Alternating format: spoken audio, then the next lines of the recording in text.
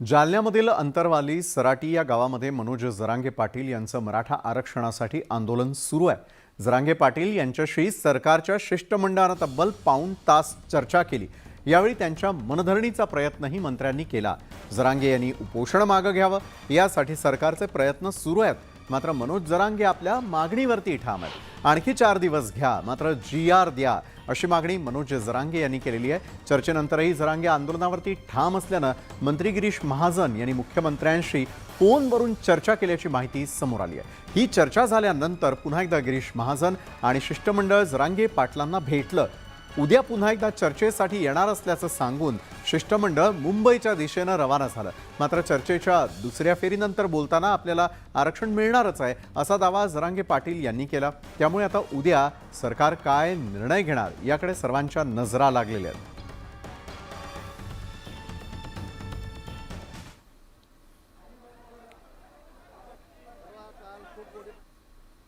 माझ्या सोबत आता मनोज जरांगे पाटील आहेत। दादा, आजचा दिवस वाटलं होतं की सरकार आज काही सकारात्मक येईल, 100% सकारात्मक नाही, मात्र काही वेळ सकारात्मक झालं, काही प्रमाणात सकारात्मक झाली चर्चा। हो, कारण महाजन साहेबांनी जे शब्द बोलले ते खूप जिम्मेदारीचे होते, खूप जिम्मेदारीचे होते। त्यामुळे आम्हाला वेळ वाढून द्यायला लागला। आणि ते ज्या शब्दावर बोलत होते ते शब्द असे होते की आम्हाला मराठ्यांना आरक्षण द्यायचं, 20 दिवसाचा वेळ द्या। आपण 1 घंटाही द्यायला तयार होतो, पण त्याची एकूण प्रक्रिया लक्षात आली। आपण प्रक्रिया लक्षात आली की ठीक आहे, बैठकीचा म्हणजे पहिल्या बैठकीचा जे पहिला दौरा झाला त्याचा अहवाल 4 वाजता समितीने दिला, म्हणजे सरकारला आधार लागत होता। आधार आता मिळाला। समितीचा अहवाल सरकारला भेटलेला आहे। पहिल्या दौऱ्याचा पहिली बैठक जी समितीची दिलेल्या मुदतीत ज्या बैठका ठरवून दिलेल्या असतात आणि त्या समितीचा अहवाल सरकार वेळ मागत होतं। हा, पण त्यातला तर दिलाय, आता त्यांनीच कबूल केले, त्यामुळे आधार मिळाला। मग त्यांचं असं मत आहे की आम्ही कुठल्याही परिस्थितीत आरक्षण देतो, तोडगा काढतो, आम्हाला सकारात्मक निर्णय घ्यायचा आहे। म्हणून तुम्ही 4 दिवसाचा वेळ दिला। आम्हाला उपस्थित तर चालूच आहे, फक्त वेळच दिला। सुधीर जाधवसह सिद्धार्थ गोदाम, न्यूज 80 लोकमत, अंतरवाली सराटी। फक्त थोडा वेळेचा अवधी आहे। मला वाटतं आपल्याला कॉन्क्रीट काम करायचं आहे 100%, म्हणून मला असं वाटतं की 3 महिने मुदत दिली होती। खरं आहे, अशा कामामध्ये महिने लागतात, काही कामामध्ये वर्षानुवर्ष। मी अण्णा हजारे साहेबांचं तुम्हाला उदाहरण सांगितलं की 20-20 वर्ष लढले, तेव्हा पत्रामध्ये माहिती अधिकार पडला। आणि म्हणून मला असं वाटतं की आपल्याला तेवढा वेळ द्यायचा नाहीये। 1 महिना सांगितलाय, 15-20 दिवसामध्ये सुद्धा हे काम पूर्ण होईल अशी विनंती करायला आम्ही सगळेजण या ठिकाणी मुख्यमंत्री महोदय, माननीय उपमुख्यमंत्र्यांनी आम्हाला पाठवलेलं आहे। राज्य मंत्रिमंडळाची उद्या 12 वाजता मंत्रालयामध्ये बैठक आहे। वरिष्ठ सूत्रांनी ही माहिती दिली आहे। मराठा आंदोलकांवरती पोलिसांनी केलेला लाठीचार्ज आणि मराठा आरक्षण याबाबत उद्या मंत्रिमंडळाच्या बैठकीत चर्चा होणार आहे। सरकारच्या शिष्टमंडळाने आंदोलनाला बसलेले मनोज जरांगे पाटील यांची भेट घेतली आणि या संदर्भातील माहिती मंत्रिमंडळाला उद्या दिली जाणार आहे। यावरती उपाययोजना म्हणून मंत्रिमंडळाच्या बैठकीमध्ये चर्चा केली जाईल।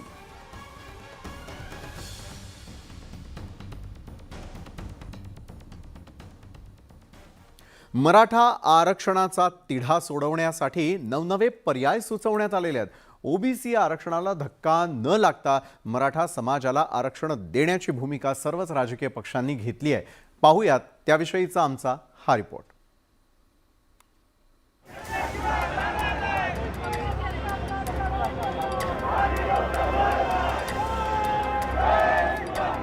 मराठा आरक्षणावर कायमस्वरूपी तोडगा काढण्यासाठी सर्वच राजकीय पक्षांनी आग्रही भूमिका घेतली आहे। ओबीसींच्या हक्कावर गदा येणार नाही आणि मराठा समाजाला न्याय देता येईल असा सुवर्ण मध्य काढण्याची गरज निर्माण झाली आहे। त्या अनुषंगाने शरद पवारांनी आरक्षणाची मर्यादा वाढवण्याचा पर्याय सुचवलाय। आज जो 50% होते त्या 50%मध्ये आणखी 15-16% ॲडिशनल करण्याच्या संबंधीची दुरुस्ती पार्लमेंटमध्ये केंद्र सरकारने करून घेतली तर हे प्रश्न सुटू शकतात। ओबीसींच्या आरक्षणाचा कोटा वाढवला तरच त्यात इतरांना वाटा दिला जाऊ शकतो. तोडगा काढलाच पाहिजे, लवकर तोडगा निघाला पाहिजे. मला वाटतं की तोडगा असं काय काढावं, आम्ही सांगितलं फॉर्म्युला की ओबीसीच्या आरक्षणाला धक्का न लावता अधिकचं वाढवून द्या आणि वाढवून देऊन जेवढं द्यायचं आहे तेवढं त्यांना द्या. पार्ले हे खरं जबाबदारी शासनाची आहे. सर्व मराठा हे कुणबीच आहेत या मुद्द्यावर आरक्षण समर्थकांकडून जोर दिला जातो. मराठा जर कुणबी असतील तर आरक्षणाचा प्रश्न आपसुकच सुटू शकतो. मराठा हा कुंभीच आहे आणि हे सूर्यप्रकाशा एवढं सत्य असलं तर एक मला वाटतं शासन निर्णय काढायला काही हरकत नाही, तपासून काढावा तिला काढायला. कारण आखरी मराठा हा ओबीसी कुंभीमध्ये घ्यावा. मात्र आज पूर्ण प्रतीक्षेत महाराष्ट्र, सगळ्यांच्या डोळे आज मुंबईकडं मुख्यमंत्री साहेबांच्या निर्णयाकडे, उपमुख्यमंत्री साहेबांच्या निर्णयाकडे लागले. आणि ते आज काहीही झालं, काहीतरी पदरा देते. काहीही झालं तरी काहीतरी नाही, ते आज मराठ्यांना 100% आरक्षण आलं. आरक्षणाची कमाल मर्यादा शिथिल झाली तरच सर्व समाजांना न्याय मिळू शकेल. आरक्षणाला घटनेचं अधिष्ठान मिळालं तरच आरक्षण टिकू शकेल. मराठा समाजाला वेगळं आरक्षण द्या ना.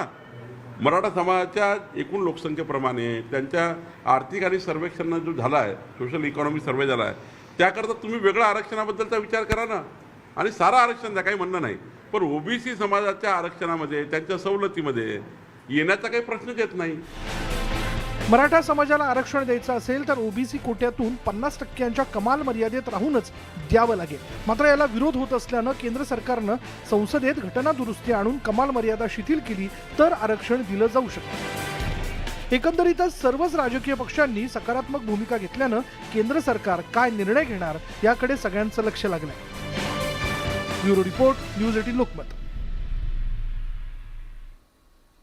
मराठवाड्यामधील मराठा समाजाला कुणबी जात प्रमाणपत्र देण्याची मागणी मनोज जरांगेंनी केली आणि त्यावर आता राज्य सरकारनं एक समिती स्थापन केलेली आहे. मात्र जरांगेंच्या मागणीला कुणबी सेनेनं कडाडून विरोध केलेला आहे आणि त्यामुळे या मुद्द्यावरून आगामी काळात राजकीय संघर्ष पेटण्याची शक्यता नाकारता येत नाही.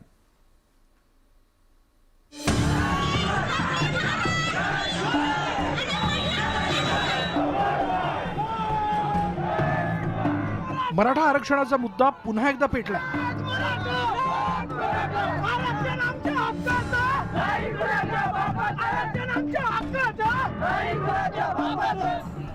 आरक्षणाच्या मागणीसाठी मराठा संघटना रस्त्यावरती उतरल्या.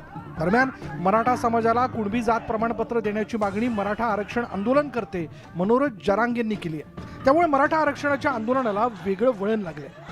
जरांगेंच्या या मागणीमुळे आता कुणबी समाज चांगलाच आक्रमक झाला. मराठा समाजाला कुणबी जात प्रमाणपत्र देण्यास कुणबी सेनेनं विरोध केला.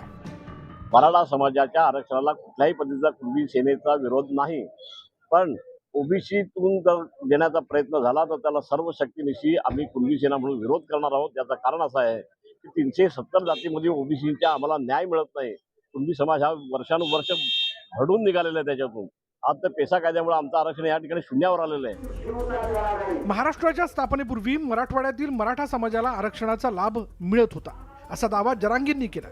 तसंच या संदर्भातील आपल्याकडे पुरावा असल्याचा दावाही मनोज जरांगेंनी केला. आणि या पार्श्वभूमीवर मराठवाड्यातील मराठा समाजाला कुणबी जात प्रमाणपत्र देण्याची मागणी त्यांनी केली आहे. दरम्यान शिंदे सरकारनं सोमवारी याविषयी एक समिती स्थापन केली. ही समिती 1 महिन्यात राज्य सरकारला अहवाल सादर करणार आहे. राज्य सरकारच्या निर्णयामुळे कुणबी समाजात अस्वस्थता पसरली आहे. ओबीसी बांधव हे मराठ्यांच्या आरक्षणाच्या विरोधात कधीही रस्त्यावर लढाई करणार नाहीत, कधीही करणार नाही. कारण त्यांच्या आरक्षणाला धक्काही लागत नाही. आम्ही पूर्वीपासूनच आरक्षणात, त्यामुळे ओबीसी बांधव येणार नाही आणि तुमच्या माहितीनुसार त्यांनी येऊ पण नाही. एकीकडे जरांगेंनी मराठा समाजाला कुणबी जात प्रमाणपत्र देण्याची मागणी लावून धरली आहे, तर दुसरीकडे कुणबी समाजानं त्याला कडाडून विरोध केला. त्यामुळे या मुद्द्यावरून मराठा विरुद्ध कुणबी असा राजकीय वाद पेटण्याची शक्यता नाकारता येत नाही. 102 वेळा घटनादुरुस्तीने ओबीसींच्या यादीमध्ये कोण असेल आणि कोण नसेल हे ठरवण्याचे अधिकार मात्र राज्य सरकारला आहेत. आणि त्यामुळं राज्याच्या अखत्यारीतला जरी विषय असेल तरी मुळात मराठा कम्युनिटीमधून एक अख्खा समाज कुणबी कम्युनिटीमध्ये टाकणे अशा पद्धतीची ही प्रक्रिया असल्यामुळे ते दिसतं तितकं सोपं नाही. सुप्रीम कोर्टानं यापूर्वीच मराठा आरक्षण रद्द ठरवलंय आणि त्यामुळे आता जुन्या नोंदीच्या आधारे मराठा समाजाला कुणबी जात प्रमाणपत्र देण्याची मागणी पुढे आली आहे. मात्र राज्य सरकारनं तसा निर्णय घेतल्यास तो कायद्याच्या कचाट्यात अडकण्याची शक्यता नाकारता येत नाही. Bureau report, news 18 Lokmat.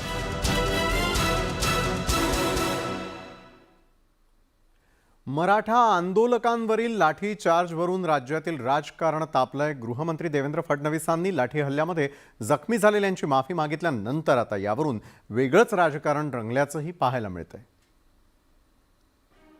जे जखमी झालेले आहेत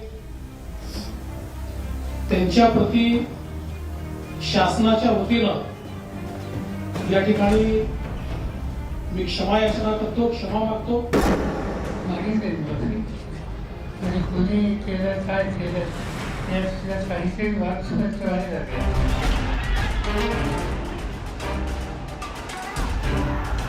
जालन्यामधील अंतरवाली सराटीमध्ये मराठा आंदोलकांवर झालेल्या लाठीचार्ज नंतर महाराष्ट्राच्या राजकारणात रंगलेलं हे वाकयुद्ध.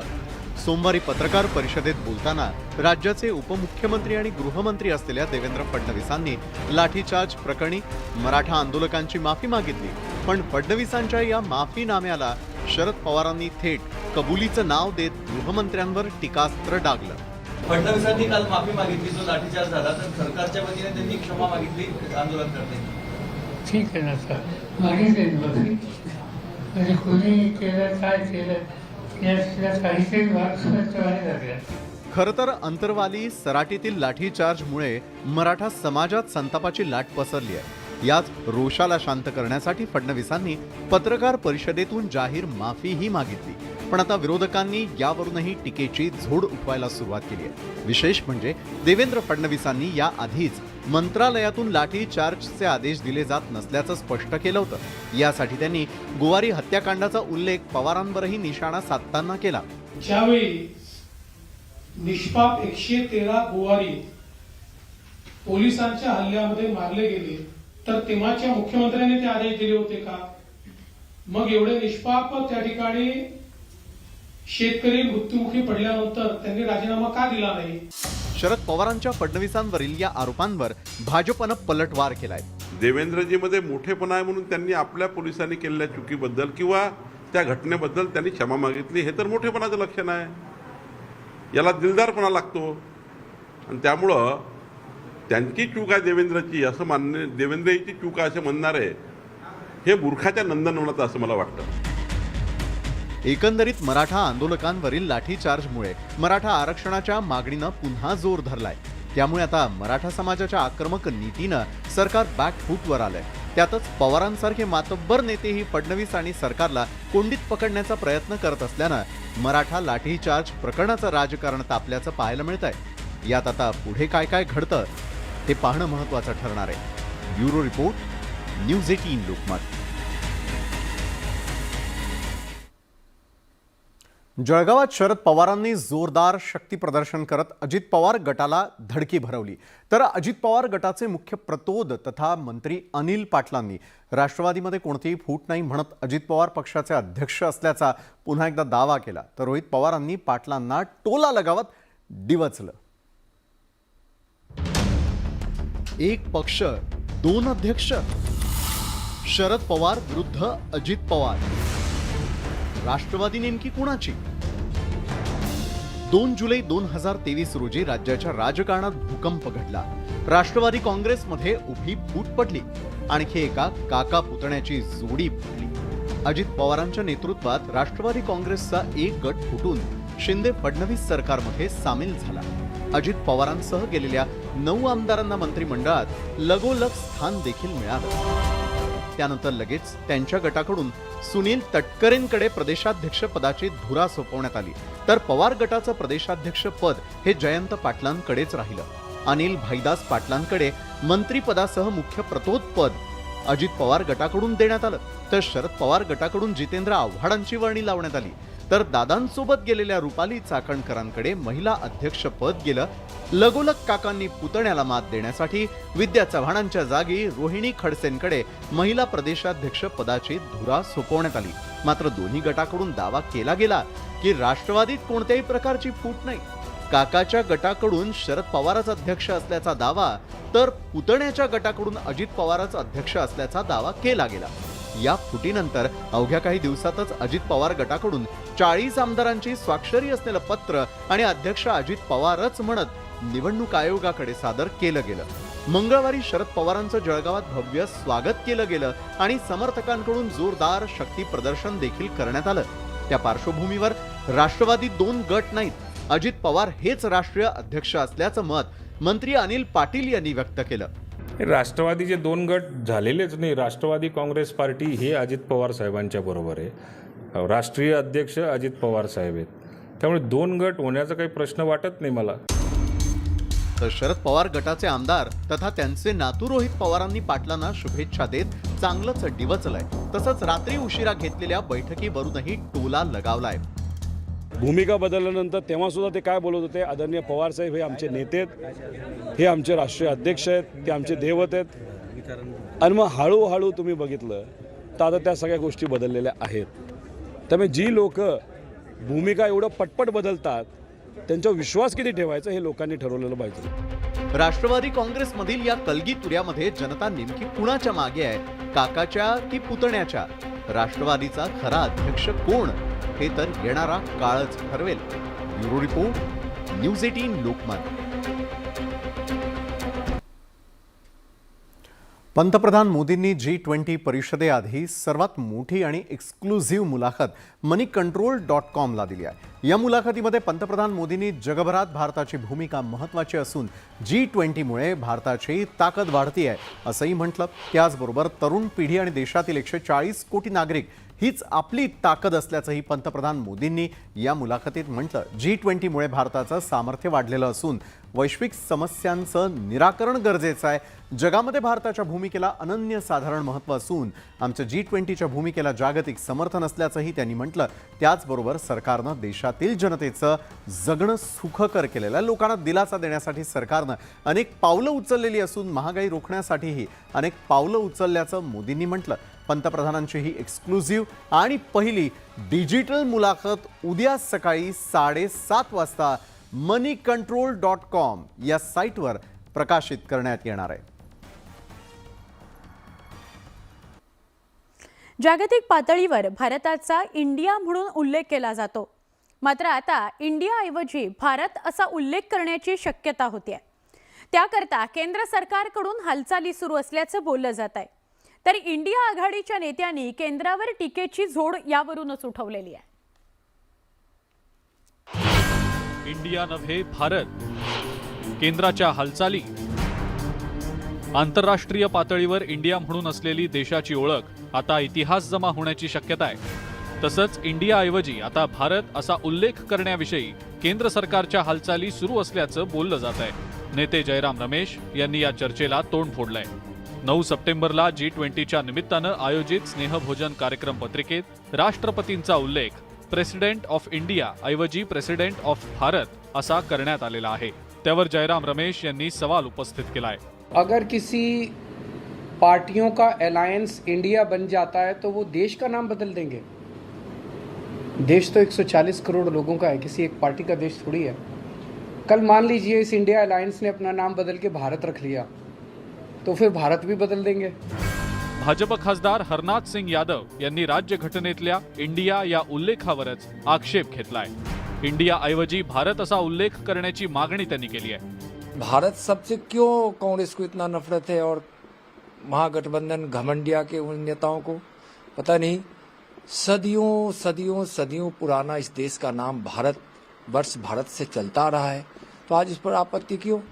इंडियावरून आता केंद्रीय पातळीवर राजकारण पेटलंय. इंडिया आघाडीच्या नेत्यांनी केंद्र सरकारला टार्गेट केलंय. हे नाव हटवायचा कोणाला अधिकार नाही, कुणी नाव हटवू शकणार नाही. देशाशी निगडीत असलेल्या नावाच्या बद्दलची अस्वस्थता सत्ताधारी पक्षाच्या लोकांना काम करते ते मला समजत आहे. केंद्र सरकारनं 18 ते 22 सप्टेंबर या कालावधीत संसदेचं विशेष अधिवेशन बोलावलंय. या अधिवेशनात इंडिया ऐवजी भारत असा उल्लेख करण्यासंदर्भातला प्रस्ताव मांडला जाण्याची शक्यता आहे. मात्र हा प्रस्ताव मांडण्यापूर्वीच आरोप प्रत्यारोपांची राळ उडालेली आहे. Bureau report, news 18 Lokmat.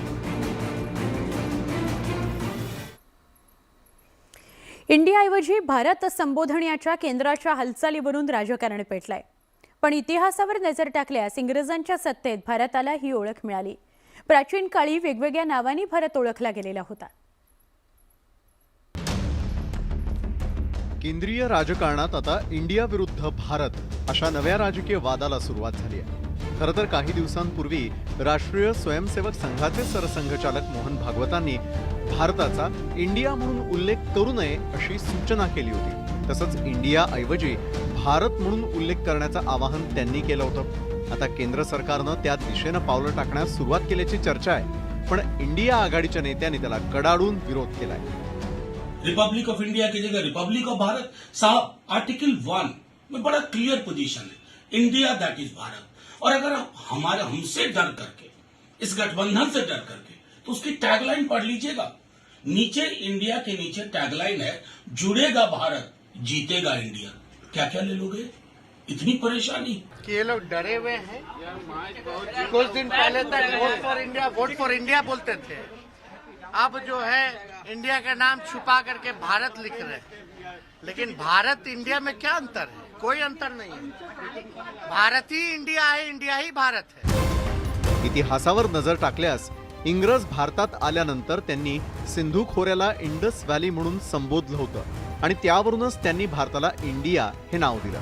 मात्र प्राचीन काळी भारतखंड, हिमवर्ष, अजनाभवर्ष, आर्यावर्त या नावानं भारत ओळखला गेला.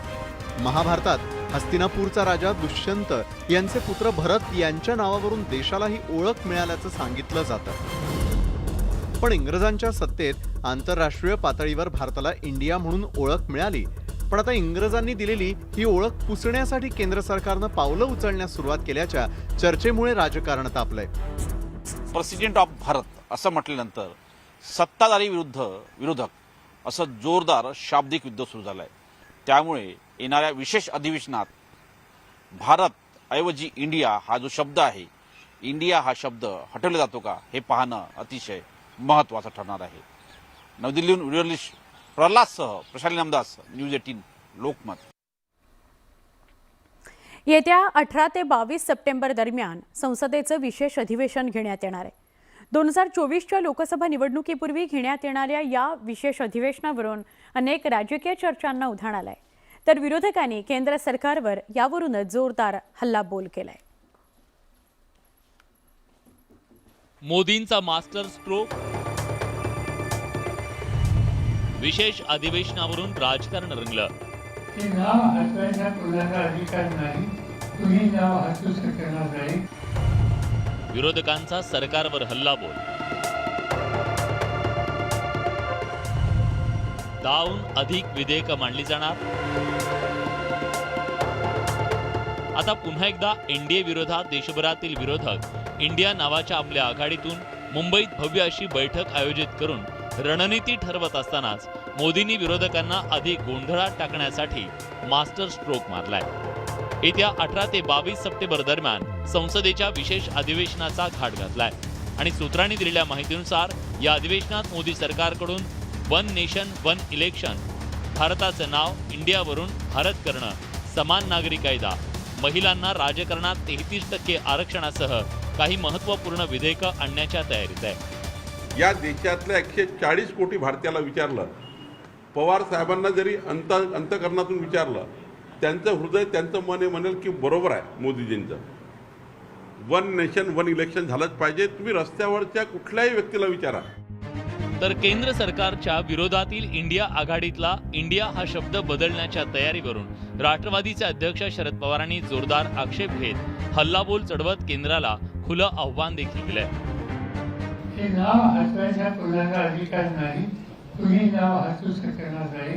देशाशी निगडीत असलेल्या नावाच्याबद्दलची अस्वस्थता सत्ताधारी पक्षाच्या लोकांना का होते ते मला समजत आहे. केंद्र सरकारनं ऐन गणेशोत्सवात हे विशेष अधिवेशन बोलवल्यानं ठाकरेंच्या शिवसेनेकडून देखील जोरदार विरोध करण्यात आला. मात्र या विशेष अधिवेशनातून मोदी पुन्हा एकदा विरोधकांवर सर्जिकल स्ट्राईक करत त्यांना नामोहरम करतील ही राजकीय धोरणांची अपेक्षा. बाकी नेमकं काय आणि कसं घडतं हे विशेष अधिवेशनाच्या दरम्यानच दिसून येईल. तोपर्यंत wait and watch. Bureau report, news 18 Lokmat. पुण्यामध्ये पालकमंत्री पदावरून 2 दादांमध्ये चढाओढ सुरू असतानाच आता कोल्हापुरात सुद्धा तसंच काहीसं चित्र बघायला मिळत आहे. दीपक केसरकर कोल्हापूरचे पालकमंत्री असताना राज्याचे वैद्यकीय शिक्षण मंत्री हसन मुश्रीफ हे जनता दरबार घेत आपणच कोल्हापूरचे पालक असल्याचं दाखवून देत आहेत. त्यामुळे सरकारमध्ये पालकमंत्री पदाचा वाद अद्याप सुद्धा शमलेला नाही का असा प्रश्न चर्चेत येतोय. पुण्यानंतर कोल्हापुरातही राष्ट्रवादी वरचढ. पालकमंत्री केसरकर, दरबार मात्र मुश्रीफांचा. पालकमंत्र्यांना डावलून जनता दरबार का? मुश्रीफांचा अप्रत्यक्षपणे पालकमंत्री पदावर दावा.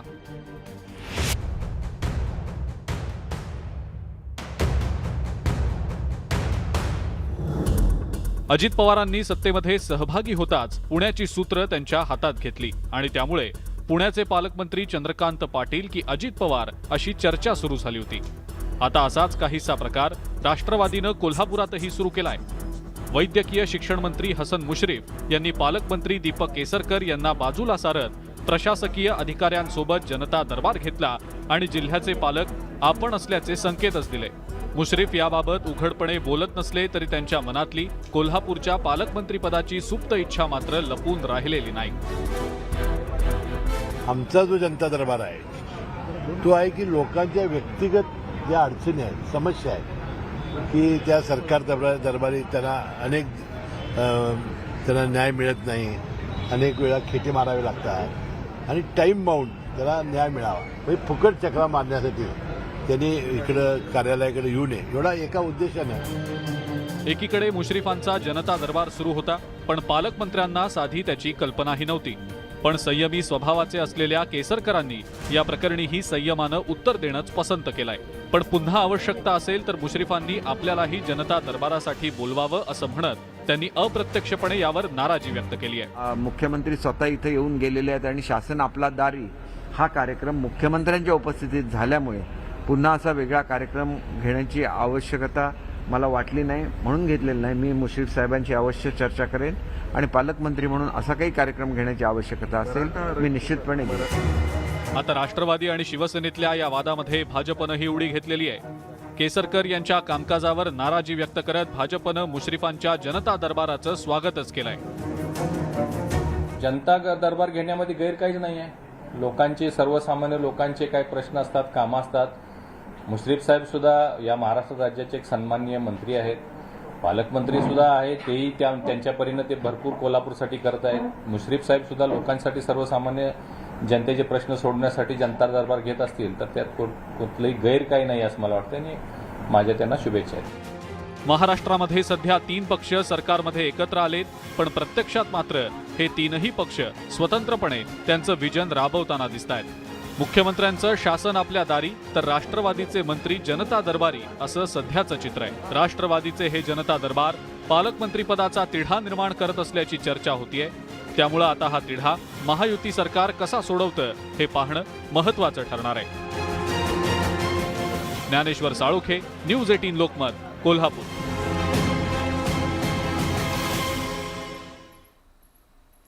शरद पवारांच्या दौऱ्याच्या निमित्तानं जळगाव जिल्ह्याचं राजकारण चांगलंच ढवळून निघालेलं आहे. भाजपच्या माजी आमदारांचा राष्ट्रवादी काँग्रेसमधला प्रवेश आणि त्यानंतर खडसेंनी भाजपसह सत्ताधाऱ्यांवर डागलेली तोफ यामुळे आरोप प्रत्यारोपांच्या फैरी झडताना आपण पाहू शकतोय. जळगावात पवार खडसेंचे भाजपवर वार. लावरे तो व्हिडिओद्वारे फडणवीसांवर निशाणा. खडसेंची मस्ती लोकांनी जिरवली. गिरीश महाजन यांचा खडसेंवर पलटवार. जळगावात मंगळवारी राष्ट्रवादी काँग्रेसचे अध्यक्ष शरद पवार यांची स्वाभिमानी सभा पार पडली. या सभेत बोलताना एकनाथ खडसे यांनी भाजपवर जोरदार हल्ला चढवला. यावेळी त्यांनी देवेंद्र फडणवीस यांचे जुने व्हिडिओ लावत त्यांच्यावर टीकास्त्र सोडलं. तसंच आरक्षणाच्या मुद्द्यावरून सुद्धा खडसे यांनी फडणवीस यांना धारेवर धरलं. प्रत्येक गोष्ट तुम्ही या ठिकाणी पाहिली. हे केलं नाही तर राजकारण सोडेल, हे केलं नाही तर लग्नच करणार नाही, हे केलं नाही वाटलेलं ते शिक्षा होईल. पण एकही काम या महाराष्ट्रामध्ये सांगितलेला शब्द दिलेला केला नाही आणि आज तोच शब्द घेऊन मराठा समाजाला मूर्ख बनवण्याचं काम आज या लोकांच्या माध्यमातून सुरू आहे. खडसेंच्या या टीकेला राज्याचे ग्रामविकास मंत्री आणि एकनाथ खडसे यांचे कट्टर विरोधक असलेल्या गिरीश महाजन यांनी जोरदार उत्तर दिलं. लोकांनी खडसेंचा माज जिरवल्याचा पलटवार महाजन यांनी केला. खडसे साहेब, तुमची मस्ती अजून जिरली नाही का? आमची मस्ती काढताय तर तुम्ही काय होतं आता कुठे जाऊन बसलेला आहात? 10 मंत्रीपद घेताना तुम्हाला काही वाटलं नाही त्यावेळेला? तुमची मस्ती लोकांनी बघितलेली आहे, सगळ्या बिल्डरनी बघितलेली आहे. तुम्ही काय धंदे केले काय नाही, आता त्याचे फळ तुम्ही भोगतात. आता कशाला उरबडवतात? खरं तर शरद पवार यांच्या सभेद्वारे खडसे यांनी जोरदार शक्ती प्रदर्शन केलं. या सभेत राज्याचे मदत आणि पुनर्वसन मंत्री अनिल पाटील यांचे राजकीय गुरु आणि भाजपचे माजी आमदार BS पाटील यांनी राष्ट्रवादी काँग्रेसमध्ये प्रवेश केला. याचाच धागा पकडत खडसे यांनी भाजपचे आणखीन काही नेते राष्ट्रवादीत येणार असल्याचा दावा केलाय. पण खडसेंच्याच अस्तित्वाचा प्रश्न निर्माण झाल्याचा टोला अनिल पाटील यांनी लगावला.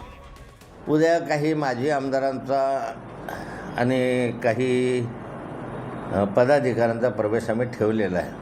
प्रवेश फार नाही आहे पण महत्त्वाचा प्रवेश आहे. आता जी भाजपची नवीन विचारसरणी चालू आहे ती आमच्या जुन्या लोकांना काही आवडत नाही आणि शरद पवार साहेबांचं या वयामध्ये त्यांनी जी जिद्द दाखवली आहे आणि जे परिश्रम ते पक्षासाठी घेत आहेत त्याचे ते उद्युक्त घेऊन मला सुद्धा राष्ट्रवादीच्या शरद पवार साहेबांच्या गटात यावंसं वाटलं आणि त्यांनी सुद्धा माझं स्वागत केलं. आज मी प्रवेश करतो. आधी खडसे आणि आता त्यांच्या कन्या रोहिणी खडसे यांना सुद्धा शरद पवार यांच्या राष्ट्रवादीत महत्त्वाचं स्थान मिळालंय. आता शरद पवार यांची सभा आणि त्या माध्यमातून रंगलेल्या आरोप प्रत्यारोपांच्या फैरीमुळे जळगावचं राजकारण चांगलंच तापलंय. त्यामुळे येत्या काळात खडसे विरुद्ध महायुती असा संघर्ष आणखीन तीव्र होणार असंच दिसतंय. जळगावहून नितीन नांदूरकरसह ब्युरो रिपोर्ट, न्यूज 18 लोकमत.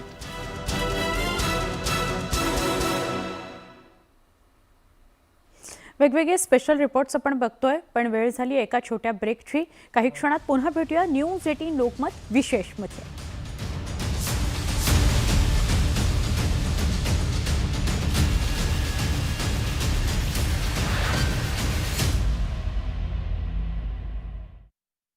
क्रांती स्मारकापासून जनसंवाद यात्रेला सुरुवात झाली असून काँग्रेसचे कार्यकर्ते तसंच शेतकरी मोठ्या संख्येने यामध्ये सहभागी झाले होते. धुळे जिल्हा दौऱ्यावर असलेल्या रोहित पवारांनी शहरातील पॉवरलूम उद्योगाला भेट दिली. यावेळी त्यांनी पॉवरलूम उद्योजक आणि कामगारांच्या अडचणी जाणून घेतल्या. कापसाचे दर, वाढलेली महागाई आणि उत्पादित केलेल्या मालाला मिळणाऱ्या कमी प्रतिसाद यामुळे पॉवरलूम व्यावसायिक अडचणीत आल्याची माहिती त्यांना उद्योजकांनी दिली. येत्या 3 वर्षात राज्यातील 30,000 किलोमीटरचे रस्ते चकाचक करण्याची योजना ग्रामविकास विभागामार्फत लवकरच करण्यात येते आहे. ग्रामविकास मंत्री गिरीश महाजन यांनी ही माहिती दिली. या रस्त्यांसाठी अंदाजे 30,000 कोटींचा खर्च अपेक्षित आहे. जळगावमध्ये जिल्हा विकास समन्वय आणि सनियंत्रण समितीची सभा संपन्न झाली. या सभेत खासदार रक्षा खडसे यांनी अधिकाऱ्यांना खडेबोल सुनावले. काम नीट करायचं नसेल तर नोकऱ्या सोडून द्या अशा शब्दात कामात विलंब करणाऱ्यांना खडसेंनी फटकारलं. मुंबई महापालिकेनं अनधिकृत पोस्टर बॅनर विरोधात कारवाईची मोहीम हाती घेतली. या अंतर्गत 1 ते 3 सप्टेंबर दरम्यान 3,206 फलक हटवण्यात आले. यामध्ये सर्वाधिक 1,533 फलक हे राजकीय आहेत. या फलकबाजीमुळे शहर बकाल होत असून त्यावर कारवाई करावी असे निर्देश मुंबई हायकोर्टानं दिले होते. मुंबईतील अंधेरी पूर्व पश्चिमेकडील कोंडीची समस्या सोडवण्यासाठी गोखले पुलाची एक मार्गिका वाहतुकीसाठी खुली करण्यात येईल असं पालिका प्रशासनाकडून सांगण्यात आलं होतं. मात्र हरियाणामधील अंबालाहून गर्डरचे सुटे भाग आणून त्याची जोडणी करणं, पुलावर गर्डर लॉन्च करणं इत्यादी सर्व प्रक्रियेला विलंब होणार आहे. त्यामुळे पुलाची एक लेन दिवाळीतही सुरू होण्याची शक्यता नाही. सिल्वर पापलेटला राज्य मासाचा दर्जा देण्याची घोषणा मत्स्य व्यवसाय मंत्री सुधीर मुनगंटीवार यांनी केली. त्यामुळे झपाट्याने उत्पादन घडणाऱ्या पापलेट माशाचं संवर्धन करण्यासाठी उपाययोजना आणि प्रबोधन नियमन आखणं शक्य होणार आहे. पापलेट नामशेष होऊ नये म्हणून प्रबोधन आणि नियमन होण्याच्या दृष्टिकोनातून तो राज्य मासा म्हणून घोषित करण्याच्या मागणीचं निवेदन देण्यात आलं. गणेश उत्सव जवळ आला असून मुंबईतील सार्वजनिक गणेश उत्सव मंडळाची तयारी अंतिम टप्प्यात आहे. मुंबईतील सर्वात श्रीमंत गणपती म्हणून ओळखले जाणाऱ्या किंग सर्कलच्या GSB गणपती सेवा मंडळाने यंदाच्या वर्षी तब्बल 360 कोटी 40 लाखांचा विमा काढला आहे. मानाच्या मुंबई मंडळाच्या 4082 घरांच्या सोडतीतील 3500हून अधिक विजेत्यांना तात्पुरते देकारपत्र ऑनलाईन पद्धतीने वितरित करण्यात आले। या देकारपत्रानुसार आता विजेत्यांना 45 दिवसात 25% तर त्यापुढील 60 दिवसात 75% रक्कम भरावी लागणार आहे। त्यामुळे गणेश उत्सव, दसरा, दिवाळीच्या मुहूर्तावर मोठ्या संख्येने विजेते हक्काच्या घरात प्रवेश करण्याची शक्यता आहे। ग्राहकांना घर घेण्यास सोपं व्हावं, त्यांची कोणत्याही प्रकारे फसवणूक होऊ नये यासाठी महारेराने गृहप्रकल्पांना मानांकन देण्याचा निर्णय घेतला आणि या निर्णयाची प्रत्यक्ष अंमलबजावणी एप्रिल 2024 पासून करण्यात येणार आहे। दर 6 महिन्यांनी महारेराच्या संकेतस्थळावर मानांकन जाहीर करण्यात येणार आहे। यासाठी 1 ऑक्टोबर ते मार्च 24 असा प्रकल्पांचा कालावधी विचारात घेण्यात आलेला आहे आणि त्याचवेळी महारेरा मानांकन सारणी या नावाने ओळखली जाणार आहे। मानाच्या कोकण, पुणे आणि औरंगाबाद मंडळाच्या घरांच्या सोडतीची तयारी सुरू असतानाच आता नागपूर मंडळाने देखील सोडत काढण्याची तयारी सुरू केली आहे। नागपूरमधील अंदाजे 700 घरांसाठी दिवाळी दरम्यान जाहिरात प्रसिद्ध होणार आहे, तर डिसेंबरमध्ये सोडत काढण्यात येणार आहे। नागपूरमधील गणेशपेठ या मध्यवर्ती परिसरात 1000 घरांची निर्मिती सध्या नागपूर मंडळाकडून करण्यात येते। पुणे मंडळाने पुणे, अंबेजोगाई, लातूर आणि इतर ठिकाणच्या 5000 घरांसाठी सोडत काढण्याची तयारी सुरू केलेली आहे। आज ही जाहिरात प्रसिद्ध होण्याची शक्यता आहे। ऑगस्टच्या शेवटच्या आठवड्यात जाहिरात करण्यात येणार होती, पण काही तांत्रिक कारणाने ती लांबली आहे। मुंबईमध्ये चिकनगुनियाची साथ आटोक्यात आलेली आहे, मात्र राज्याच्या तुलनेत मुंबईत 31 ऑगस्टपर्यंत सर्वाधिक रुग्ण सापडले। महाराष्ट्रात नोंदवलेल्या रुग्णांच्या तुलनेत मुंबईतील रुग्णांची संख्या जवळपास 25% इतकी आहे। मुंबईमध्ये अधूनमधून पडणाऱ्या पावसामुळे चिकनगुनियाच्या वाढीसाठी पोषक वातावरण निर्माण झालंय। मोठ्या प्रमाणात डासांची पैदास होत असल्यानं साथ पसरत आहे। अशात नागरिकांना काळजी घेण्याचं आवाहन करण्यात आलंय।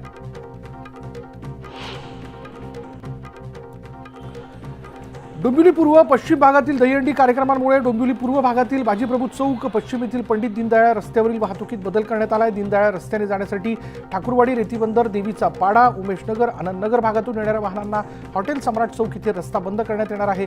ही वाहनं सम्राट चौक इथे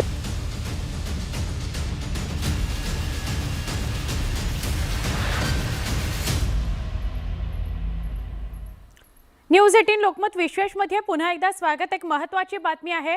मराठवाड्यातील मराठा समाजाला कुणबी प्रमाणपत्र देण्याच्या संदर्भात हैदराबादमध्ये जाऊन समिती पुरावे तपासणार आहे। महसूल विभागाचे अप्पर मुख्य सचिव यांच्या अध्यक्षतेखाली मंत्रालयात आज एक बैठक पार पडली। या बैठकीला मराठवाड्यातील सगळ्या जिल्हाधिकारी आणि विभागीय आयुक्त उपस्थित होते। जिल्हाधिकाऱ्यांनी दिलेल्या अहवालावर आजच्या बैठकीमध्ये चर्चा करण्यात आली आहे। त्यानुसार मिळालेले पुरावे आणि हैदराबादमधील असलेले पुरावे याचा अभ्यास करून समिती शासनाला अहवाल सादर करेल। हैदराबादमध्ये जाऊन ही समिती 1962च्या आधीचे सगळे पुरावे तपासणार आहे, अशी माहिती मिळते। आज बैठकीमध्ये या सगळ्या संदर्भात चर्चा झालेली आहे।